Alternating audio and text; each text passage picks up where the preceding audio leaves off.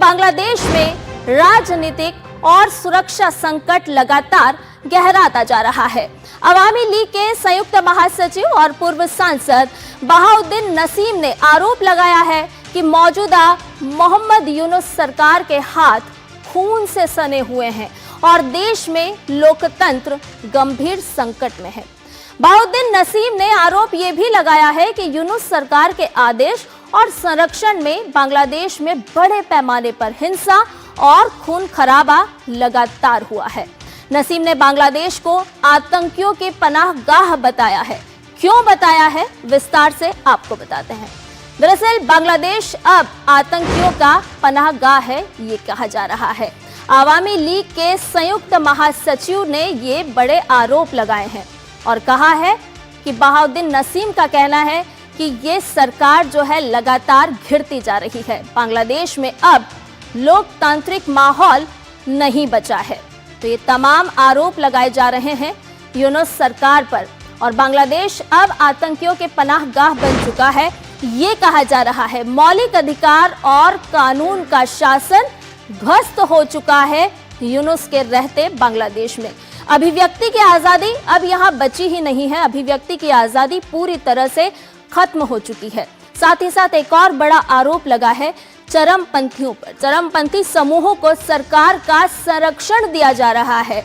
मौजूदा सरकार अवैध कब्जे वाली सरकार बन चुकी है। तो बांग्लादेश में लगातार जिस तरह से परिस्थितियां हैं, उसको लेकर के लगातार यूनुस घिरते जा रहे हैं।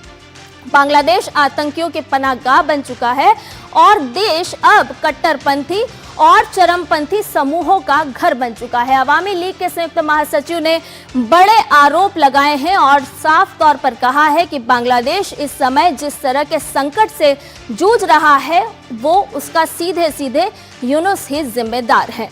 कई बड़े आरोप से घिरते हुए नजर आ रहे हैं। इसके अलावा शेख हसीना अब क्या कह रही हैं, वो भी आपको बता देते हैं। दरअसल उन्होंने यूनुस को राष्ट्रीय शत्रु बताया है। जी हां, शेख हसीना ने कहा है कि यूनुस जो है वो राष्ट्रीय शत्रु के तौर पर अब नजर आ रहे हैं।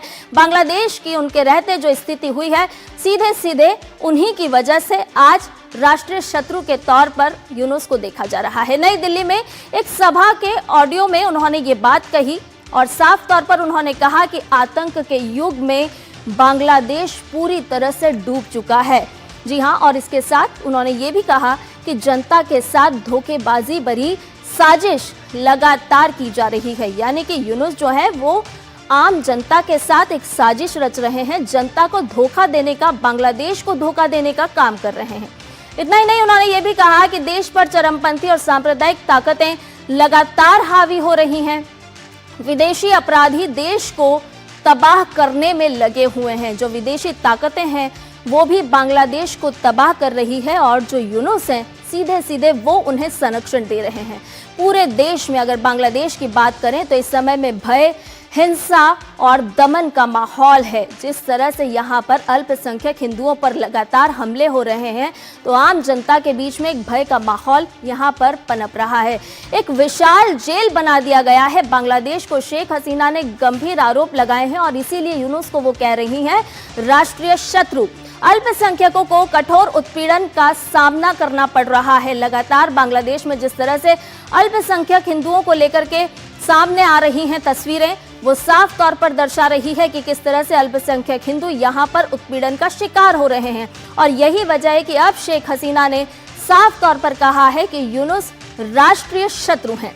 हिंसा हो रही है, लूटपाट हो रही है, वसूली की जा रही है और इतना ही नहीं, पूरे के पूरे बांग्लादेश में यहाँ तक कि यहाँ के गांव तक अराजकता का माहौल फैला दिया गया है। लोकतंत्र की कल्पना किस तरह से की जा सकती है। संस्थाएं यहाँ की जो है वो पंगु बन चुकी है। यानी कि यूनुस के कहने पर तमाम संस्थाएं काम कर रही हैं। न्याय व्यवस्था पूरी तरह से चरमरा चुकी है और बुरे सपने में तब्दील हो चुकी है। यानी कि शेख हसीना का कहना है कि हमने कभी सपने में भी नहीं सोचा था कि बांग्लादेश में इस तरह के हालात बनेंगे, जिस तरह की तस्वीर बांग्लादेश में इस वक्त देखने को मिल रही है। और ताज़ा अपडेट ले लेते हैं हमारे संवाददाता अखिलेश सुमन इस पूरी खबर पर हमारे साथ जुड़ गए हैं। अखिलेश, सबसे पहले आपसे यही जानना चाहेंगे कि लगातार जिस तरह से अवामी लीग आरोप लगा रही है यूनुस का फेल्यूर कहीं ना कहीं साफ तौर पर नजर तो आ रहा है। वहीं शेख हसीना के बयान को अगर हम समझना चाहें तो साफ तौर पर उन्होंने राष्ट्रीय शत्रु बताया है यूनुस को। और पे शेख हसीना का जो बयान है वो काफी महत्वपूर्ण है, और इसलिए महत्वपूर्ण है कि शेख हसीना बांग्लादेश की सबसे ज्यादा समय तक प्रधानमंत्री रही हैं, और ऐसे में उनके पास जो अनुभव रहा है बांग्लादेश का, जिस तरीके से बांग्लादेश एक पिछड़ा हुआ देश रहा और वो लगातार विकास करता रहा। अभी बांग्लादेश एक ऐसी स्थिति में आ रहा था कि उससे यह माना जा रहा था कि विकासशील देशों की श्रेणी में वो आएगा, और ऐसे में जो छात्रों का तथाकथित आंदोलन हुआ और उस आंदोलन के बाद मोहम्मद यूनुस को जो एक चीफ एडवाइजर बनाया गया, वो चीफ एडवाइजर कहीं से भी कोई कॉन्स्टिट्यूशनल पोस्ट नहीं है, ना बांग्लादेश के पुराने संविधान में है, ना बांग्लादेश की अभी जो चुनाव हो रहा है उसमें है।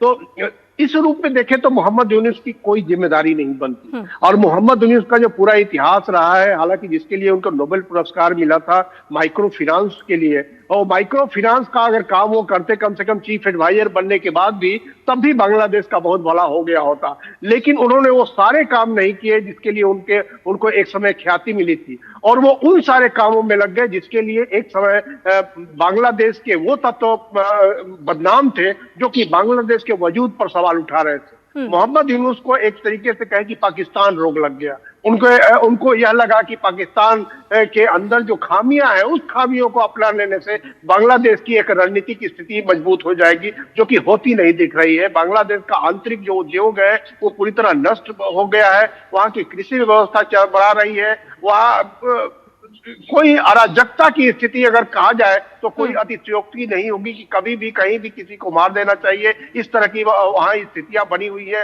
अल्पसंख्यक हिंदुओं को तरह तरह से प्रताड़ना देकर मारा जाता है। और जो मोहम्मद नसीम ने कहा है, उनका तो एक बहुत ही खतरनाक संकेत है। उन्होंने कहा है कि हमारे यहाँ खुफिया एजेंसियों के लोग घूम रहे हैं, पाकिस्तानी ISI के लोग हर जगह घूम रहे हैं, वही पाए जा रहे हैं। तो जिस तरीके से पाकिस्तान ने अपने आप को एक आम नागरिक के रूप में रहने वाले देश के रूप में बर्बाद कर लिया, जहां सेना लगातार वहां अप्रत्यक्ष रूप से सत्ता में रहती है, वैसा बांग्लादेश को अगर मोहम्मद यूनुस बता रहे हैं तो निश्चित तौर पे ये बांग्लादेश के लिए एक राष्ट्रद्रोह का काम है। और उनके अवामी लीग के जो महासचिव है, उन्होंने शेख हसीना के बयान को सही ठहराते हुए कहा है कि बांग्लादेश आज जो ऐसी स्थिति में पहुंच गया है कि बांग्लादेश के सारे संस्थान खत्म हो चुके हैं। अब सबकी नजरें हैं कि 12 फरवरी को जो चुनाव होगा, जिसके लिए निश्चित तौर पे दो तरीके के वहां केंद्र बने हुए हैं। एक तारिक रहमान का है जो बांग्लादेश नेशनलिस्ट पार्टी है, और दूसरा है जमाते इस्लामी, और जो अभी नई सिटीजनशिप पार्टी बनी है बांग्लादेश की, उसका एक कोलिशन है। अब देखना होगा कि इसमें किसको महत्वपूर्ण बांग्लादेश के लोग मानते हैं, क्योंकि बांग्लादेश देखना होगा अखिलेश कि 12 फरवरी को होने वाले चुनाव के बाद किस तरह के बांग्लादेश करवट लेता है और किस तरह की स्थितियां यहां पर अब आगे पैदा होती हुई नजर आती है। क्योंकि साफ तौर पर हम देख रहे हैं कि अवामी लीग लगातार अब प्रत्यक्ष तौर पर तो चुनाव में नहीं है, लेकिन परोक्ष रूप से जरूर आरोप प्रत्यारोप का दौर शुरू हो चुका है। बहुत बहुत शुक्रिया अखिलेश, तमाम जानकारी हमसे साझा करने के लिए।